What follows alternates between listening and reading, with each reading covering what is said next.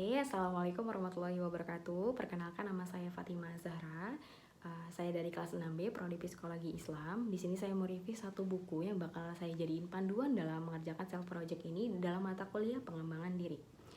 Di sini saya baca buku yang berjudul 7 Rahasia Belajar Speaking Bahasa Inggris karya Muhammad Sakti Wibowo.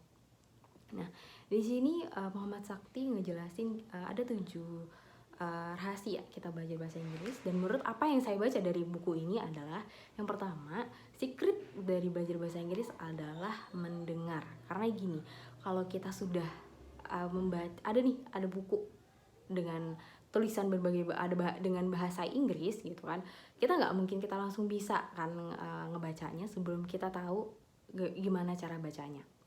Oke, ya yang kedua adalah sebenarnya sama aja prinsipnya, yaitu mendengar juga.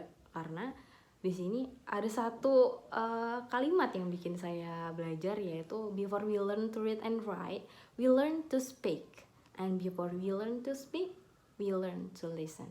Oke, mungkin artinya nanti bisa kalian cari sendiri ya. Karena rahasia yang kedua ini kita learn with your eyes, not with your eyes. Karena kalau kita learn with your eyes, sejauh ini yang saya tahu tahsin Quran, bukan belajar speaking bahasa Inggris. Oke. Karena yang ketiga yaitu powerful gitu loh.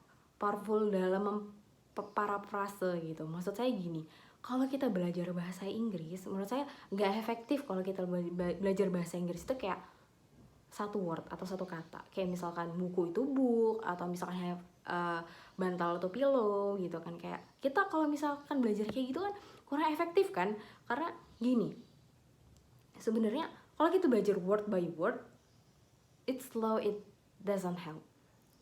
Karena gini nih, kalau kita baca bahasa Inggris, grammar itu kayak otomatis aja gitu loh. Ini menurut saya aja ya, karena kalau kita sering dengar kayak film atau kayak sering kita dengar musik gitu kan, yang namanya grammar itu nggak melulu terlalu ditekanin gitu kan. Nah, di situ sih yang bisa saya baca dari buku ini. Dan yang keempat, rules-nya jangan terlalu belajar grammar, karena grammar itu kayak gini, gimana ya, memang grammar itu kayak aturan kita dalam bahasa Inggris, tapi kalau misalkan kita terlalu ngikutin grammar itu kayak no. Karena gini, kalau misalkan semakin kita belajar bahasa Inggris, semakin kita tuh tahu gimana sih penempatan kata ini. Kalau misalkan kita, harusnya saya ngomong ini tuh tadi gitu, atau harusnya kata ini tuh harus kita susun di sebelah sini gitu, karena itu bakal muncul sendiri gitu, kayak otodidak aja.